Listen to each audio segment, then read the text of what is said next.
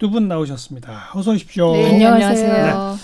첫 번째 토론 주제는 외교적인 문제이기도 하고 또 경제적인 문제이기도 하고 어떻게 보세요? 지금 일본의 몇몇 부품에 대한 수출 규제, 뭐 게다가 이게 뭐 안보상 이유다라는 식으로 또 얘기를 확대하고 있고 여기에 대해서 우리 정부가 어떻게 대응하는지 뭐 재계와의 긴밀한 협력, 뭐 재벌 총수들과 만남도 하고 그랬는데 야당 쪽의 비판이 뭐 지금 그냥 그 모양 갖추기식만 하는 거 아니냐 뭐 이런 식의 비판들도 나오고 있는데 어떻게 보세요? 우선 최민희 전 의원. 우선 뭐 야당은 비판을 하는 존재니까 그렇게 말할 수는 있는데 지금 이런 상황에서 보여주기로 뭐를 하는 정부가 있겠습니까? 그건 어떤 정부든. 그래서 그거는 아닌 것 같습니다. 되게 정부가 지금 하고 있는 게 재계랑 어떻게든 좀 공동으로 협력 체계를 모색해서 대응하겠다는 거. 예. 그다음에 외교를 통해서 해결해 보겠다는 거. 왜냐하면 이게 일본에서 우리에게 수출을 규제 원료, 그 바이오 연료를 반도체 연료를 규제하는 거지만 이게 전 세계에 미칠 파급 효과가 있고 뿐만 그렇죠. 아니라 미국 기업들도 직접적으로 피해를 받기 때문에 이제 그런 외교를 통해서 해결하려고 하는 노력을 하는 것 같습니다. 그래서 예. 강경화 장관이 폼페이오 장관과 전화 접촉을 하고 강현종 안보실 2차장을 미국에 김현종. 김현종 2차장을 급파하고 이런 것들은 사실 야당에서 빨리 국제적인 공조를 하라고 요구를 했었거든요. 그렇죠. 예, 그걸 받아서 하고 있는 것이고요. 그다음에 이번에 이제 나온 얘기 중에 이제 부품 소재 국산화 이게 지금 시작한다고 금방 되진 않지만 예.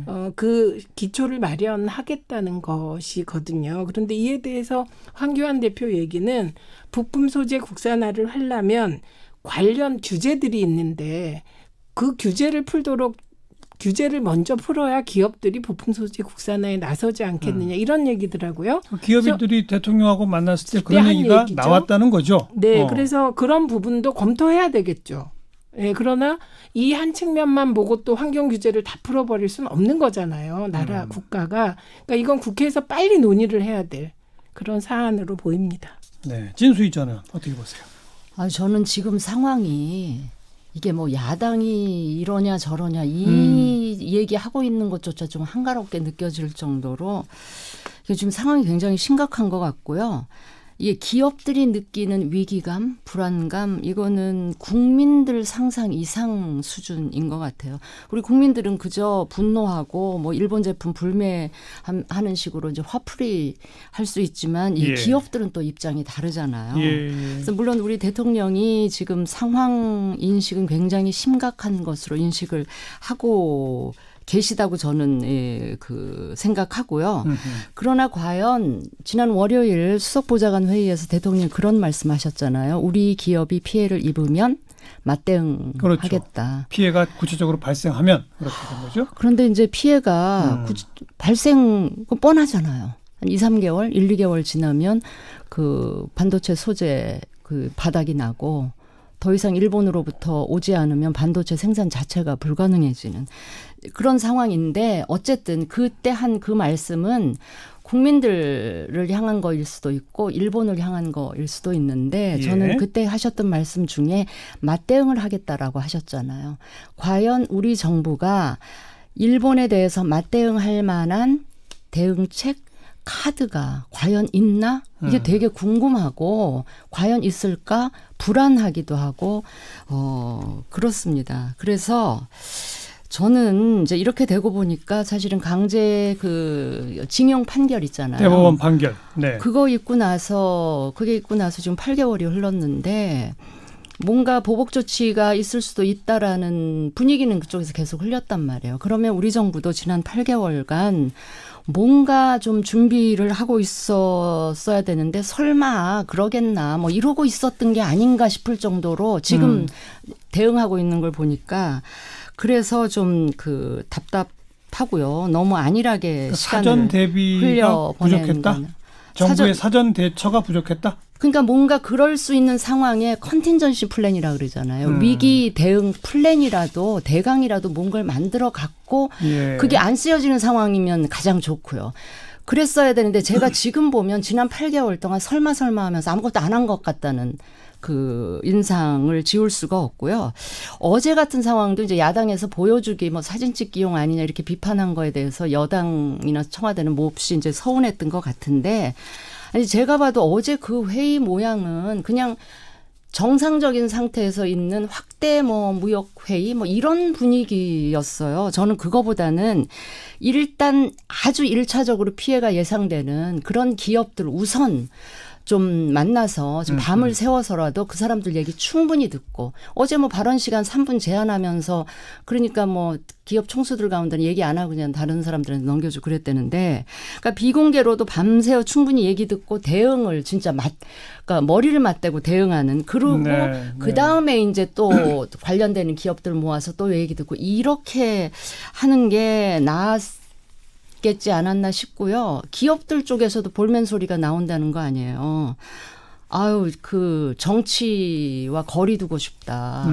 아, 정치에서 멀어졌으면 좋겠다. 그러니까 이런 상황이 자신들한테 지금 도움이 하나도 안 된다는 거고 또 대통령 하신 말씀 중에 기업이 중심이 돼야 된다. 이걸 강조를 하셨어요. 근데 그게 듣기에 따라서는 아니 문제나 이 상황은 정치나 외교 쪽에서 만들어 놓고 기업이 그 중심돼서 알아서 적극적으로 해요. 이렇게 들릴 수도 있기 때문에 기업 입장에서는 상당히 난감하고 불안감은 더 커졌을 수 있겠다. 이런 생각이. 여러 가지 지적하셨는데 최민희 장관 말씀해 보세요. 우선 주권 국가의 대통령이 일본이 우리 기업에 피해를 준다면 그럼 일본에 굴복하겠다 이렇게 말해야 되는지 그건 아니라고 생각합니다. 그리고 이 문제의 시발을 분명히 할 필요가 있잖아요.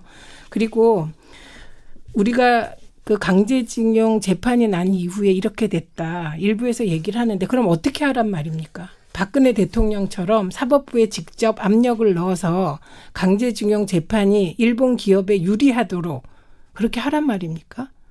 이거는 상권 분립이 된 나라에서 할 수 없는 것이고요. 그다음에 우리 정부가 가만히 있었던 게 아니고 지난 8개월 외교 노력을 했습니다. 강제징용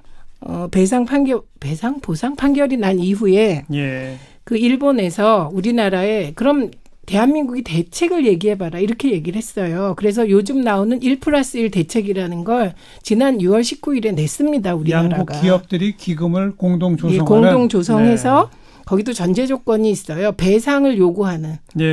요구하는 그 징용자에 대해서는 그 돈으로 주자 이런 안을 제시했고 고노다로 외상이 고맙다고 사실상 내용상으로 수락을 했던 것이거든요. 과거에 6월 19일 이후에. 그런데 갑자기 아베가 강경 모드로 나와서 경제 보복을 시행한 것입니다. 그러면 지금 우리가 이 상황에서 그럼 정부는 뭐 했냐? 경제 보복할 때 그럼 뭐 했냐? 이 얘기는 아베가 저렇게 나왔을 때 경제 보복을 예상해서 보복에 대한 대책을 세워라. 세웠겠죠. 검토를 했겠죠. 그래서 그 대응을 마련해 보니 사실 아시잖아요. 이 경제 보복에 대한 대응 조치라는 게 우리가 장기적인 대책 외에는 마땅한 게 없다는 거. 그럼 저는 그렇게 대통령만 비난하지 말고 그럼 지금 이 시점 대통령 보고 어떻게 하라는 건지 그걸 분명히 얘기해야 된다고 생각합니다. 그러니까 황교안 대표가 얘기한 부품 소재 국산화에 대해서는 그에 따른 환경 규제를 좀 풀어야 되지 않느냐. 저는 이건 논의할 수 있다고 생각합니다. 논의할 수 있다. 네. 아, 저는 대통령께서 맞대응하겠다고 말씀하신 것 자체를 제가 비난하는 거 아니에요. 대통령으로서는 충분히 이제 그렇게 말씀하셔야 이제 국민 그 정서도 감안을 하면 그리고 일본에게도 그 우리도 호락호락하지 않다. 당하고만 있지 않겠다. 그런 말씀하시는 건 맞는데 맞대응하겠다라는 말씀하시는 걸 들으면서 제가 속으로 과연 우리한테 무슨 카드가 있을까? 일본을 상대로 우리가 카드가 있을까라는 불안감. 혹시라도 뭐가 있었으면 좋겠는데 보니까 없는 것 같다라는 불안감을 제가 표시한 것이고요. 저는 뒤늦은 얘기지만 저는 과거사 문제 우리 판결한 거 이것까지 뭐라고 그럴 수는 없어요. 저는 그거는 최 의원님 말씀에 저는 동의를 하는데 문제는 과거사나 역사의 문제, 그다음 우리 민족의 자존심하고 관련된 문제는 우리가 그건 양보할 수가 없죠. 못하죠. 그러나 다른 부분, 그러니까 정치나 외교나 경제 이런 부분을 좀 분리해서 지혜롭게 대응을 했더라면 좋았겠다 이런 말씀을 드리는 거고요. 예컨대 이런 게 있죠. 이 비핵화 북한하고의 북미 대화라든지 남북 대화 이 대화의 과정, 예. 비핵화 대화의 국면에서 아베나 일본이 얼마나 끼고 싶어 했어요. 예. 그러면 그걸 좀 고려를 해서 좀 이렇게 참여시키는 척이라도 하고 우리가 김정은 위원장이랑 예. 대화할 때 예. 일본을 좀 대변하는 예컨대 일본의 납치 문제라든지 그 아베 수상이랑도 한번 만나서 그 문제 좀 풀면 어떻겠냐 이런 거를 김정은 위원장한테 한번 한다든지 모르겠어요. 그런 얘기가 있었는데 공개가 안 돼서 저희가 모르는지는 모르는데 그런 식으로 해서 어쨌든 아베가 패싱당한다는 느낌, 소외당한다는 느낌을 안 갖도록 하면서 이렇게 지혜롭게 했더라면 어땠을까 싶고 한 가지 더 말씀드리면 뒤늦은 얘기지만 외교통상부가 MB 시절에는 이렇게 한 부서에서 있었어요. 그게 한 부서에 묶여 있었더라면 지금 이 상황에서 이게 외교 파트하고 통상 파트가 문제의식도 공유하고 해법도 공유하고 가용할 수 있는 네트워크도 공유하면서 했더라면 지금보다 좀 낫지 않았나 이런 생각을 해요. 지금은 외교부랑 통상교섭본부가 나누어져 있다. 그렇죠. 산업통상자원부 이렇게 돼 있잖아요. 근데 현대 이 지금 글로벌라이즈된 이 세계에서 외교 문제의 절반 이상 거의 3분의 2 가까이가 저는 통상 문제라고 보거든요. 그래서 그런 것도 조금 아쉬운 생각이 좀 들어요. 약간 주객이 전도되는데요.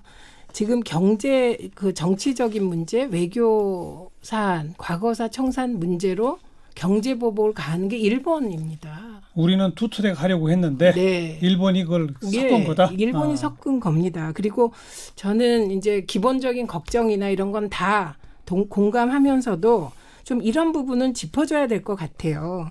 우리나라와 일본의 무역을 보면 우리가 아주 대일 무역 적자 폭이 굉장히 큽니다. 그렇죠. 예, 늘 우리나라와 일본의 무역에서 일본이 훨씬 이익을 봅니다. 예.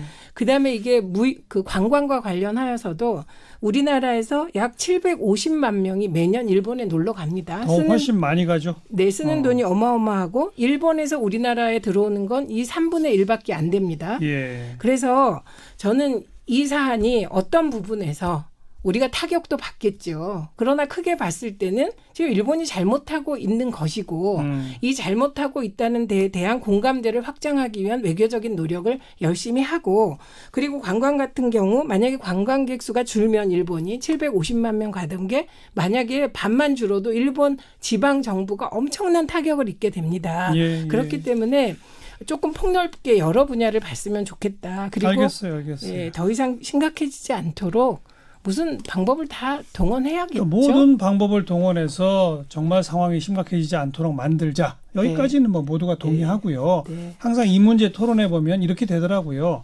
정부를 좀 비판하는 쪽에서는 어떤 수를 쓰든 여기까지 오는 걸 미리 막았어야 되지 않느냐. 이제 이렇게 말하는 거고 정부나 여당 쪽에서는 할 만큼 했으나 아베 정부가 지금 지나치게 상식을 뛰어넘어서 행동을 하고 있기 때문에 이걸 사전에 막을 수는 없었을 것이다. 이제부터라도 우리가 여야 합할 것 없이 같이 대응하자 이겁니다. 그래서 대통령과 5당 대표 회동 또 하나의 쟁점으로 떠올랐는데 이거 되는 겁니까? 안 되는 겁니까? 그거 별로 쟁점도 아닌 것 같습니다. 그리고 그런 걸 쟁점화 시키지 말았으면 좋겠습니다. 저는. 그리고 만나서 얘기하든 각자 위치에서 주당적으로 협력을 하든 그건 뭐 별 차이 없는 것 같아요. 근데 저는 한 가지 유감이요. 5자 회동, 3자 회동, 1대1 회동이 하도 쟁점이 되니까 두 분 다 좀 짜증을 내시는군요. 그러니까 전 국민. 왜냐하면 이런 경우 이해찬 대표께서 다시 이제 제안을 했잖아요. 그런데 초기에 한국당이 거부했다 그러니까 거부한 건 아니다 또 이렇게 나왔다가 최종적으로 교섭단체 세 당만 하자 또 이런다는 거 아니겠어요? 네, 그러니까 막 그러면서 이렇게 꼬이니까. 저는 그거보다요. 외교부 장관이 해야 될 롤이 굉장히 중요하고도 큰데 지금 뭐 미국으로 폼페이오 장관하고 통화할 게 아니고요. 미국으로 날아가서 트럼프 대통령도 좀 뵙자 그러고 유럽으로도 날아다니고 이래야지 지금 나는 아프리카는 왜 갔는지 모르겠어요. 그건 이제 설명을 해야죠. 네. 유 의원님 강경화 장관은 나름 열심히 뛰고 있습니다. 윤석열 검찰총장 후보자 건은 어떻게 생각하세요? 진수희 전 의원. 저는 사실 개인적으로 윤석열 검사에 대해서 굉장히 좋은 이미지를 갖고 있었어요. 권력의 외압에도 굴하지 않고 뚝심 있는 소신을 지키는 검사. 이랬는데 최근 이번에 청문회 상황을 거치면서는 뚝심에다가 보니까 굉장한 의리와 오지랖도 굉장히 넓으시더라고요. 의리와 오지랖. 그런데 그 의리와 오지랖을 공적인 목적을 위해서 쓰면 누가 뭐랍니까? 칭찬받을 일이죠. 그런데 제가 이번에 보니까 윤우진, 윤대진이라고 하는 지극히 사적인 인간관계에 그거를 그 의리와 오지랖을 발휘한 것 같아서 그 점 대단히 좀 그 실망스럽다 이렇게 생각을 해요. 그리고 실수는 누구나 할 수 있어요. 그러면 실수를 쿨하게 다 인정을 하고 사과하고 이렇게 넘어가지. 그거를 뭐 과거에 언론에다 한 얘기가 그 거짓말이 사실이 아니고 청문회에서 한 얘기는 그 사실이다. 그러니 이거는 뭐 그 위증 이런 것도 아니고 이런. 그것도 좀 제가 보기에 굉장히 공색하고요. 그럼 공직자가 언론에다 대고는 그 거짓말을 해도 된다는 얘기인지, 그다음에 언론에다 대고 거짓말을 했다면 거짓말을 한 게 바로 자신이 그 아끼는 후배 쉴드 치자고 그런 거 아니에요? 그런 네. 사적인 관계에 의리와 오지랖을 발휘하는 거는 저는 공직자로서 좀 적절치 않다 이런 생각이 검찰총장으로 부적격입니까? 그것까지는 제가 얘기를 안 하겠고요. 문 대통령 인사 스타일로 봐서 임명할 거로 보이죠. 임명을 할 거라고 봐요. 임명한 이후에 저는 개인적인 관심은 과연 사람에 충성하지 않는다는 이 윤석열 검사의 검찰은 어떤 식으로 검찰 일을 할지, 그거는 제가 흥미롭게 관심 가지고 지켜봐야 되겠다 이런 생각만 합니다. 네, 최민희 전 의원 뭐 짧게 한 말씀. 우선 수사 외압 논란이 핵심이었잖아요. 초기에 청문회에서 자유한국당이 제기하려고 한 3가지 쟁점이 있었거든요. 예. 장모, 아내의 재산 형성, 그리고 지금 이 문제입니다. 근데 이 문제는 참 이상한 문제인 게 윤석열 후보자의 형이 아니라 윤석열 후보자와 친한 후배의 형의 문제를 어거지로 갖다 엮은 거죠. 사실은 이거야말로. 그런데 그것도 초기에 하려고 했던 건 수사 외압 논란이었어요. 예, 예. 근데 수사 외압이 없었다는 건 뉴스타파의 녹취록에서도 확인됩니다. 그리고 청문회 과정에서도 확인됐어요. 그래서 본질적인 문제들이 다 문제가 없으니까 이제 2012년 언론 보도에서의 사실과 다른 말 논란이 벌어진 겁니다. 근데 뉴스타파가 저는 뭐 이거 폭로할 수 있다고 생각하고, 그게 뭐 또 어떤 언론인은 그게 언론인의 역할이라고 생각한다고 보지만 맥락이 빠졌어요.